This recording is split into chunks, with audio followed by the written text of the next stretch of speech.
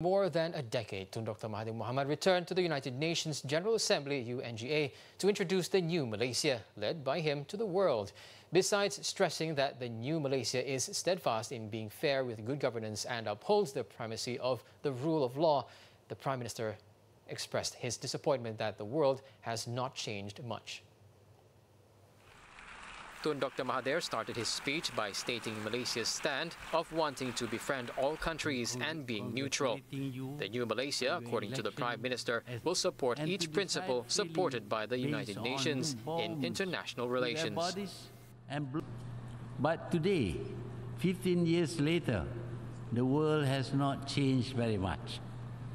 If at all, the world is far worse than 15 years ago. Today, the world is in a state of turmoil, economically, socially, and politically. There is a trade war going on between the two most powerful nations, and the rest of the world is feeling the pain. Tun Dr Mahathir said the present war against terrorism would only be elongated if the root causes were not addressed. He said the solution to the acts of terrorism is for the world to recognize the Palestinians and at the same time stop Israel from breaking international laws. In 1948, he said Palestinian land was seized to form the State of Israel. That was when the Palestinians were massacred and forced to leave their land.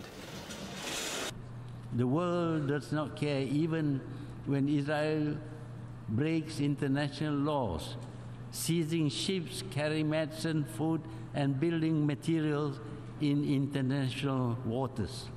It is the anger and frustration of the Palestinians and their sympathizers that cause them to resort to what we call terrorism. But it is important to acknowledge that any act which terrifies people also constitutes terrorism. Tun Dr Mahathir said the international community had turned a blind eye to the conflict in Myanmar's Rakhine state, where violence has killed thousands of Muslims and forced tens of thousands to flee to neighboring countries.